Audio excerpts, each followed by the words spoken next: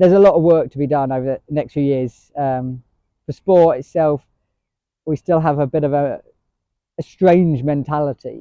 I think people now know how to behave and how to make people feel accepted. A lot of it comes down to language. A lot of it comes down to conversations that they're having, and for me, that conversation can be really powerful if you approach it with good nature and ask questions. I think you asked me earlier about asking certain people are scared of asking certain questions or saying the wrong thing. Most people in the LGBT community have had a lot of time to think about coming to terms with themselves, how others will see them, and understanding why they're a little bit different to the social norm. They're going to be happy probably explaining it if they're open. They'll be delighted probably, and then you can have a better understanding, and you don't feel like you're tiptoeing around. And it goes for sport, it goes for the place of work, it goes for social environment.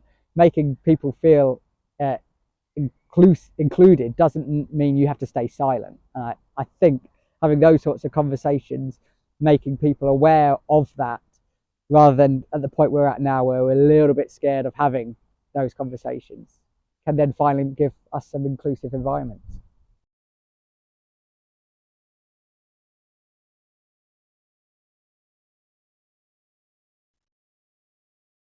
This Pride Month, I would love to see some governing bodies or sports clubs, where whatever level you're at, just to do some outreach. And what I mean by that is go and speak to your members or your athletes and get their opinions.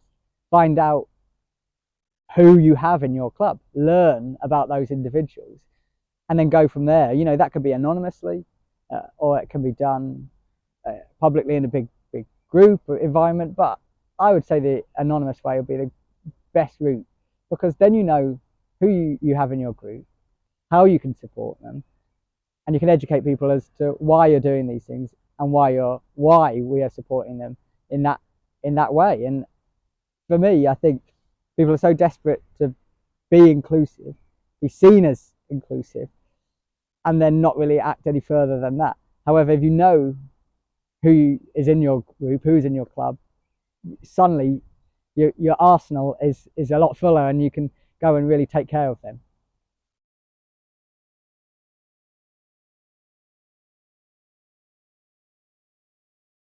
The great thing I found coming out in the sport was those people, and it was quite surprising as to those who did approach me to ask questions, which I thought was quite confident of them, even though they were probably quite nervous doing it. I was quite taken aback, but in a really, really good way, because I didn't want to change anything. I just wanted to go into those environments, perform, do my job, and go home to Harry.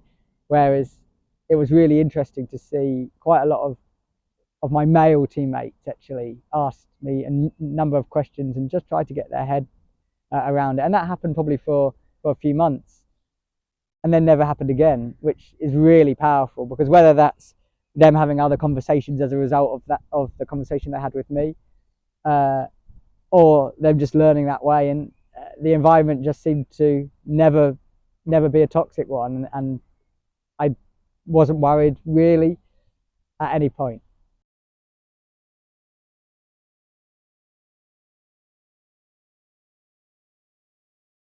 I feel like there's a lot of pressure now for anybody to come out.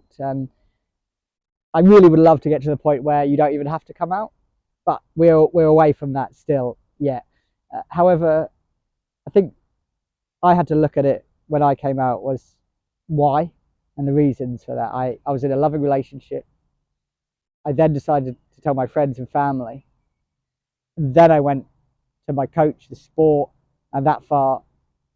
At that point, it felt like I had the right support network. I had the right people around me, and so if it's doing something for me, I talk about coming out publicly. That when I did it before the Olympics in the media, but for others, it's just telling their wider community, like their sports club. And you have to have those support networks around you, because we're a diverse world. Not everyone is going to agree, but hopefully we've educated people correctly so that they can still have their own opinions but leave a welcoming environment.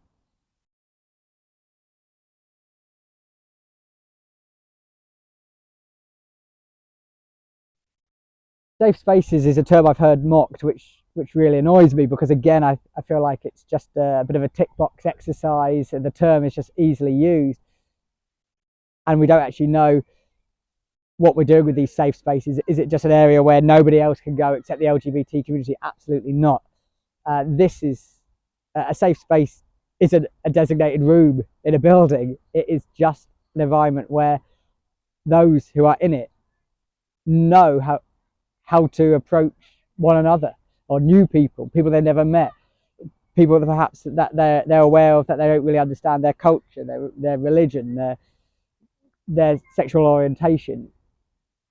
That's the environment that is a safe space where everybody kind of understands that they can ask questions, they can talk openly, and share their own experiences to make sure everybody around them hears that and feels welcome and safe.